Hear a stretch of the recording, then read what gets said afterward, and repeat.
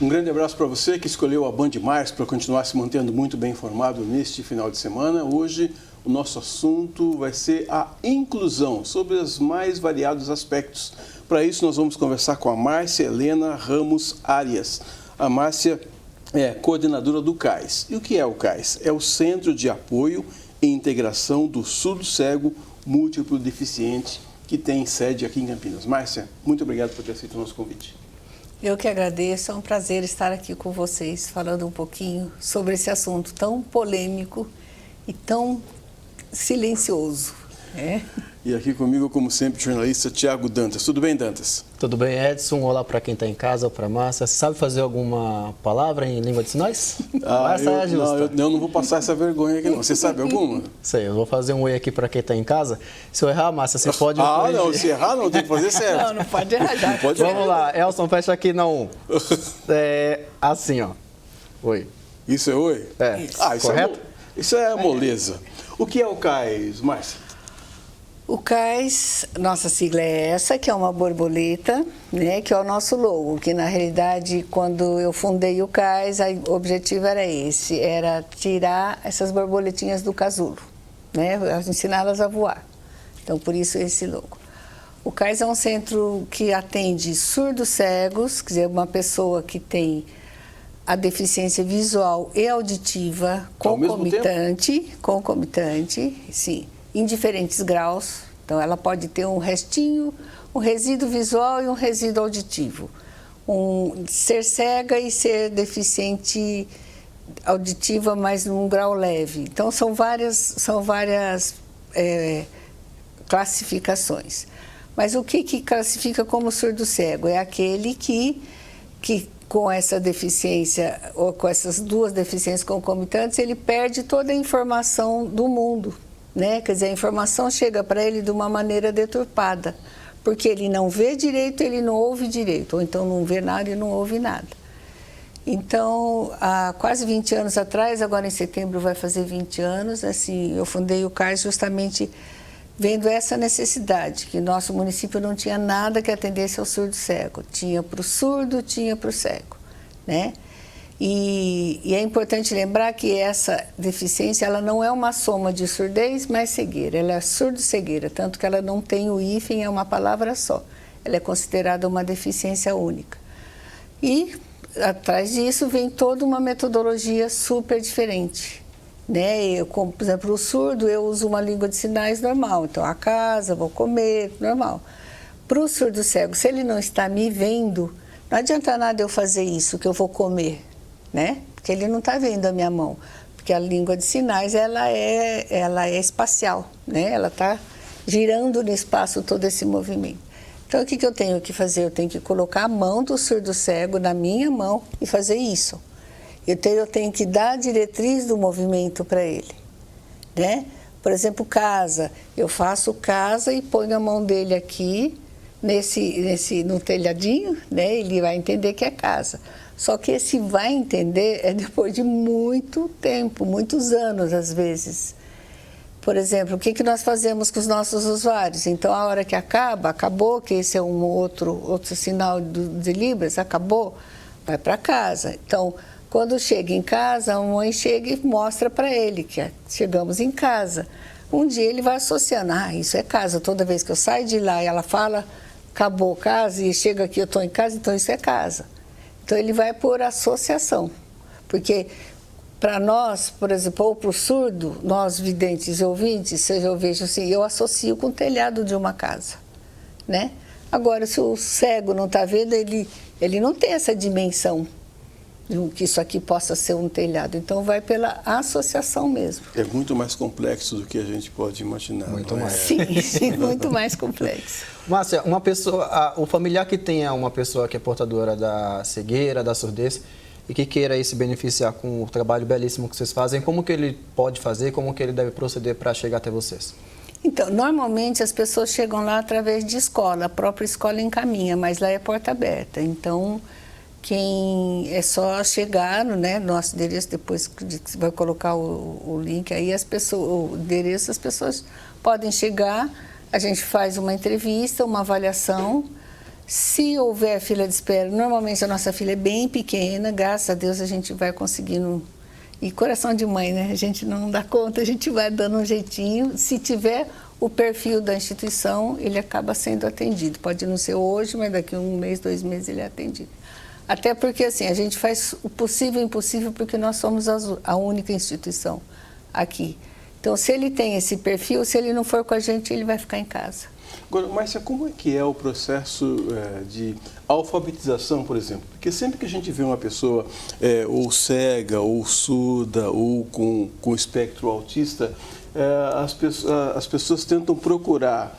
São duas formas. Ou você tenta arrumar uma escola, um lugar onde só tenha pessoas assim, com essa deficiência, vamos dizer, ou então você pega e joga ele no meio onde todo mundo é normal. Quer dizer, são 2 pesos e 2 medidas, eu acho que nenhum dos dois resolve, não é?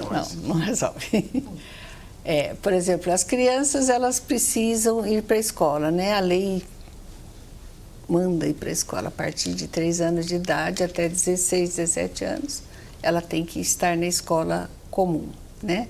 Que a gente chama, que seria a escola regular. Então, por exemplo, nós estamos lá exatamente para isso, a gente faz um trabalho complementar. Então, se a professora não tem tempo e não tem como, porque assim, imagina uma professora atender 20 alunos e ter aquele surdo cego que tem características completamente diferentes, ela ter uma atenção específica para ele. Por melhor que seja a professora, é impossível, né? Fazer um trabalho, vamos pensar na alfabetização. Talvez em outra atividade mais lúdica, tudo bem, mas na alfabetização em si é mais difícil.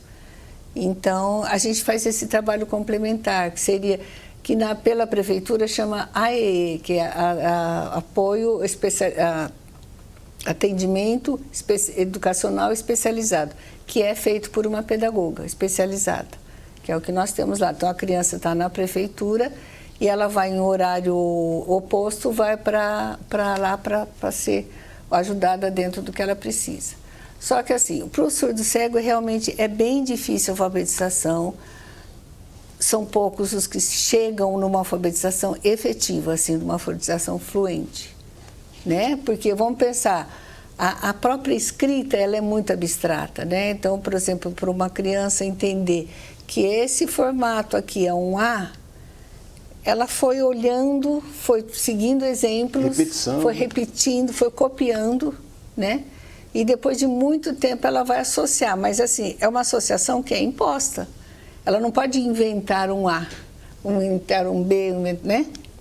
E aí, agora, para eu falar com um surdo ou surdo cego sobre uma coisa abstrata é muito difícil. O surdo, só o surdo, sem ser surdo cego, ele já é muito concreto. Tudo do surdo é muito concreto. A fala dele é concreta, o jeito a expressão toda é concreta, ele reduz a frase, como eu falei, né, tudo bem, se eu chegar bem, já é tudo bem, né? Então, ele não é fácil, é difícil, dependendo da perda, do tempo da perda, ele já vai para o braille, mas para chegar, que aquela bolinha, 1, 2, 3, aquilo significa um A e A é aquilo, é custoso. A gente tem, nós aqui, nossa instituição, nós não temos nenhum caso de alfabetização. Mas a gente sabe que muitas pessoas se sensibilizam, quase que não sai, né? E acabam assim, tendo vontade de integrar, de ajudar, trabalhar com a língua de sinais, com a inclusão. Eu vi que vocês oferecem um curso com mais de 40 horas profissionalizante, ou seja, a pessoa que queira contribuir, trabalhar diretamente, querendo fazer algum trabalho com o pessoal na inclusão, ela pode procurar vocês vão lapidar essa pessoa para que ela possa lidar com o público que vocês atendem, é isso? Não é exatamente isso. A gente dá esse curso para a pessoa que queira, às vezes, normalmente quem procura a gente por esse curso de 40 horas são pessoas ligadas à educação mesmo, ou são famílias, né, mães ou profissionais da educação, professores, pedagogos. Agora, para trabalhar com a gente, o voluntário ali, ele vem como uma pessoa de apoio mesmo, tá? Até porque, assim, pela parceria que eu tenho com a prefeitura, eu tenho que ter, por exemplo, as minhas pedagogas, elas são, não é só pedagogia, é pedagogia especializada, em educação especial. Então, se você vai, por mais boa vontade que você tenha, eu não posso, por exemplo, te adotar naquele momento ali pela falta de especialização, entendeu? Então, assim, porque os profissionais são registrados, estão todos CLT, mas eles têm que ter todas as características, as especificações que o convênio exige. Né? Mas você pensando no surdo cego, como você faz questão de pontuar, há um trabalho que é feito com os pais também, com os familiares. Com certeza, que é o mais importante, né? Se a gente não conseguir essa parceria, a gente não consegue nada. Até porque, no nosso caso, eles vão lá com a gente 1 ou 2 vezes por semana. Não é que nem período escolar, assim, tá, vai 4 horas, não é isso. Ele vai 1 ou 2 de acordo com a proposta. Então, se eu ensinar alguma coisa, por exemplo, eu estou aumentando o vocabulário dele, eu estou ensinando a comer, estou ensinando a pregar um botão, a fechar um botão, atividade de vida diária. Mas se eu não tiver essa replicação em casa, ele nunca vai aprender. 1 vez por semana ninguém aprende, né? Então eu preciso que os pais acompanhem o meu trabalho e façam em casa, repitam em casa. E a gente dá toda a estrutura. Se for o caso, se precisar material, esse pai vai levar. Normalmente são mães, né? Mas tem o pai, tem avós. Eu tenho muita presença de avós lá, é muito legal. Então, assim, essas pessoas, esses responsáveis vão levar o material, se não, pelo menos a orientação da gente e replicar em casa. Então, sem eles, a gente não tem quase nada a fazer. Fica pouco tempo com a gente. Eles acabam, porque como acaba não tendo um retorno, aí, assim, a própria família desanima. Mas, graças a Deus, a gente tem muita parceria lá, sabe? As mães são muito parceiras da gente mesmo, muito legal. Elas são convidadas sempre a participar da atividade. Nem sempre ficam o tempo todo, até porque assim, a gente também tenta proporcionar um momento de lazer, delas ficarem batendo papo entre elas, às vezes fazendo um crochêzinho, fazendo alguma coisa. Até porque aquele momento é praticamente o único de descanso, né? Mas a gente tem muita colaboração delas, assim. Então, muito bem. Vai para frente. Nós vamos a um rápido intervalo, daqui a pouco a gente volta. Hoje estamos conversando aqui com a Marcelena Ramos Arias, que é coordenadora e fundadora do CAIS, que é o Centro de Apoio e Integração do Surdo Cego Múltiplo Deficiente de Campinas. A gente volta já.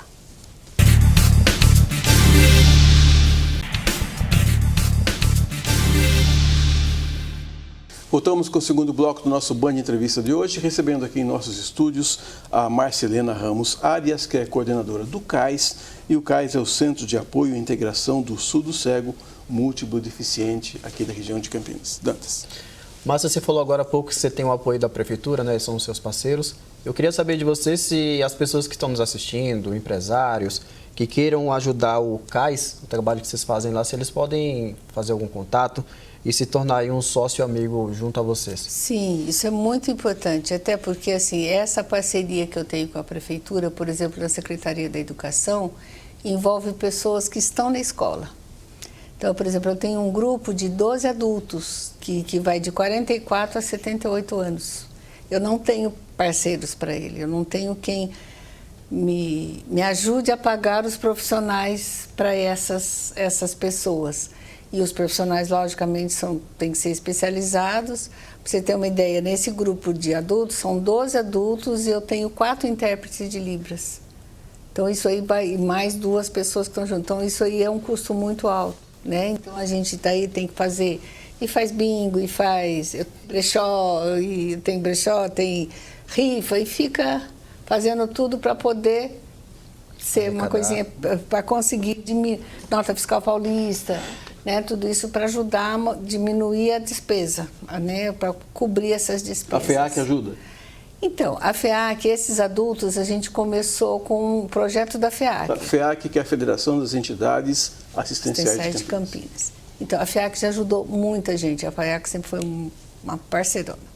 Só que depois de um tempo começou através de projetos. Então, assim, Esses adultos, eu comecei o atendimento dele por projeto, então teve 2 anos. Só que todo projeto tem começo, meio e fim. Então acabou o projeto dos adultos, acabou o tempo que já era previsto, né? Só que eles continuam comigo. Lógico, a gente não vai mandar embora e nem quer de jeito nenhum.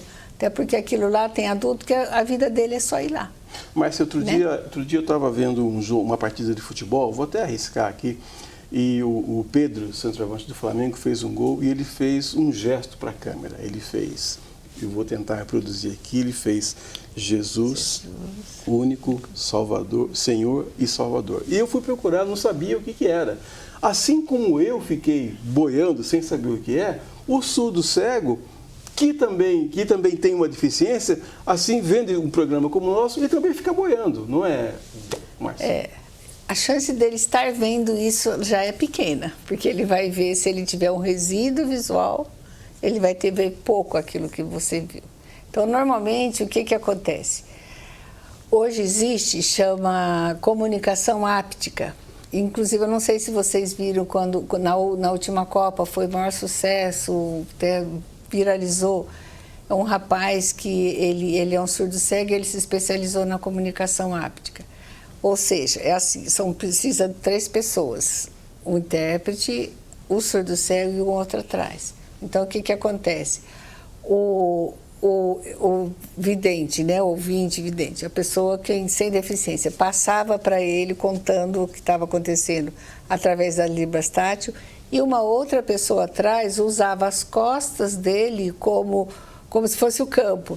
Então, ele delineou e ficava passando assim. Então, ele tinha essa sensação. Essa chama comunicação áptica, que são poucas as pessoas que usam.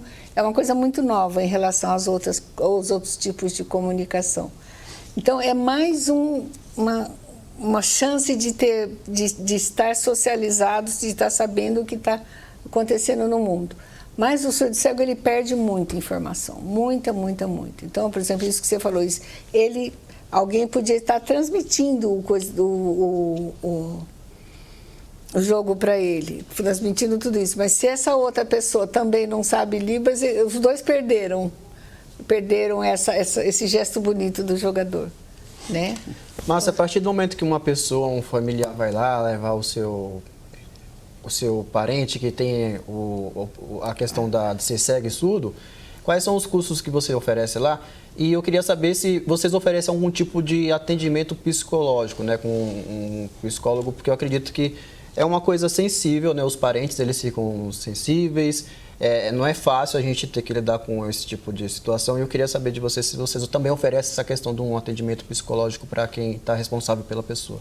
Sim, normalmente, dentro da equipe, existe a psicóloga, ela não trabalha diretamente com a criança, ela trabalha com a família, não é uma terapia, tá? É um suporte terapêutico. Então, porque não tem nem como, não é viável financeiro, não tem como atender todo mundo, né, dentro do horário que ela faz. Então, ela dá um suporte de grupo, dá um suporte para quem precisa individualmente, isso assim, pensando no grupo maior. E agora, esse grupo de surdos cegos adultos, que são 12, aí eles têm uma psicóloga só para eles, que já vai lidando com tudo isso. Porque com o adulto, a criança não tem muita noção, né? Ele já nasceu ali, por exemplo, os adultos meus, eles têm a surdo-cegueira adquirida.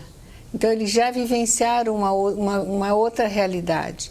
Então, existe a saudade, existe a revolta, existe a vontade de voltar atrás, mas não dá. Então, se eles não tiverem esse suporte psicológico, eles não estão abertos para receber tudo de bom que a gente pode dar. Então, esse grupo tem uma psicóloga só para eles. Então, normalmente ela trabalha no grupo, e quando eles têm necessidade, ou então elas percebem, né, que tem alguém que está mais aflito ou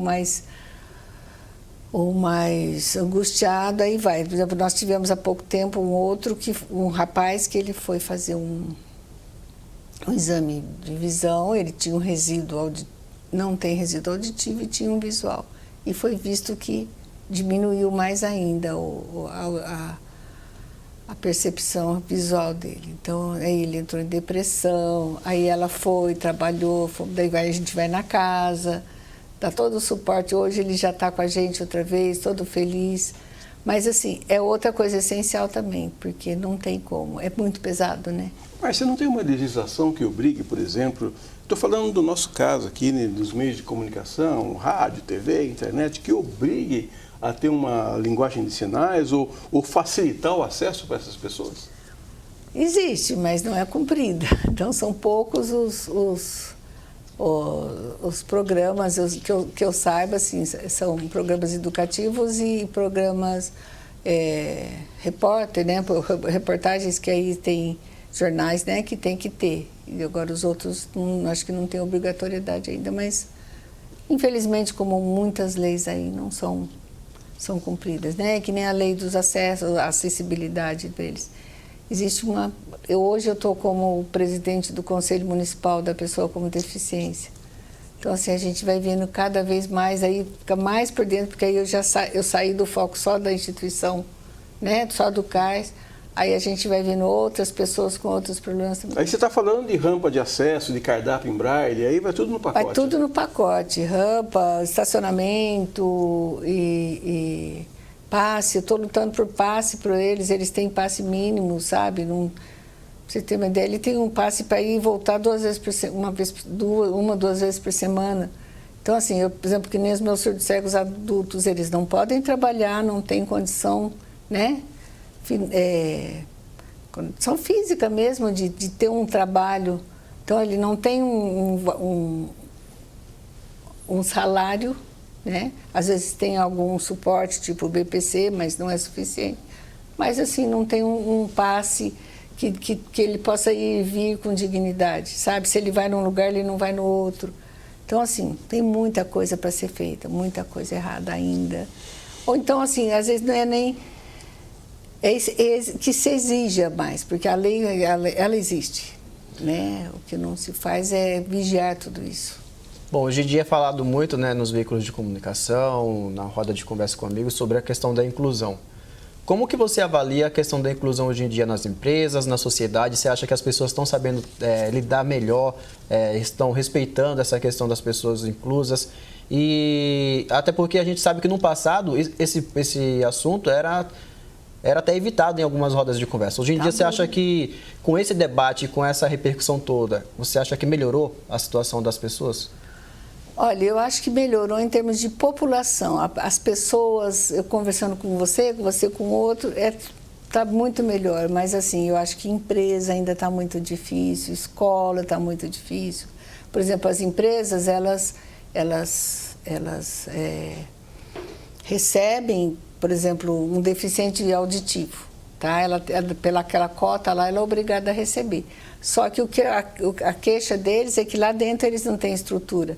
Às vezes ele entra lá, não tem uma pessoa que fale Libras com eles. Então, o que adianta ele estar lá, né? Então, por exemplo, um com deficiência visual não tem nada tátil para ele se localizar, para ele chegar. A gente precisa de piso tátil, precisa... Então, assim, as empresas, de um modo geral, não tô falando de todas, mas de um modo geral, elas assumem porque a lei exige, mas elas não têm estrutura ainda. Mas o alerta é válido que você está dando, né, Márcia? Porque isso se a gente pensar em supermercado, teatro, igreja, o papo vai muito longe, né? Não, tem muito, quase nenhum lugar, E mesmo escola, é uma dificuldade, as crianças têm direito à cuidadora. Por exemplo, as minhas, que são múltiplas deficientes sensoriais, todas têm direito à cuidadora. Não tem. A maioria das escolas não tem cuidador. Então, como que uma professora vai ficar com 20 alunos e mais aquela criança? Eu tenho criança que usa sonda, tem criança que convulsiona. Quer dizer, precisa alguém ali. Então, essa criança, ou ela fica num cantinho e a professora fica super dividida, ou ela falta. Aí, depois, o conselho tutelar vai na casa porque ela está faltando. A gente tem tempo, já estamos caminhando para a parte final do programa, mas dá tempo de Dantas fazer uma pergunta ainda para você exercer o seu poder de síntese, sem esquecer de deixar o site para a gente consultar mais sobre o CARS. Vocês são referência nesse atendimento nesse tipo de público. Eu queria saber se, além de vocês do CAIS, você tem conhecimento se existe alguma outra instituição que presta o mesmo serviço que vocês aqui em Campinas? Não. Por isso que o CAIS nasceu, porque não tinha e me incomodou. Mas não tem, não. Aqui tem para o surdo, para o cego, todas as deficiências separadas, mas surdo-cegueira é só a gente. E é possível ajudar financeiramente? Queria que você deixasse um site também para as pessoas consultarem. Sim, pode ser sócio colaborador, a gente está sempre colocando no WhatsApp, no Instagram, as campanhas que a gente está sempre fazendo, né? Só chegar e assim... E vai o convite para conhecer o nosso trabalho, assim, porque é muito interessante você saber que as coisas dão certo. Por mais difícil que seja, porque do jeito que eu estou falando aqui parece um peso, mas não é um peso, é uma gratificação. É muito bom saber poder fazer alguma coisa por eles. Se você quiser saber um pouco mais então sobre essa entidade, é só você acessar o portal que é CAIS, C-A-I-S, CAIS Campinas, tudo junto, .org.br. Márcia, muito obrigado por ter vindo aqui, obrigado por que você possa sempre realizar esse trabalho, que é um trabalho, a gente sabe, espetacular. Muito obrigada, agradeço muito e mantenho o convite para vocês conhecerem lá, tá? Obrigada por tudo. Tchau, Dantas. Tchau, Edson, até o próximo programa. Nós conversamos hoje aqui com a Marcelena Ramos Arias, coordenadora do CAIS Campinas. O CAIS é o Centro de Apoio e Integração do Surdo Cego Múltiplo Deficiente. Se você quiser rever esse e outros programas, é só você acessar o portal bandmulti.com ou então as nossas redes sociais. Nós estaremos de volta no próximo sábado. Um grande abraço, fiquem com Deus. Tchau.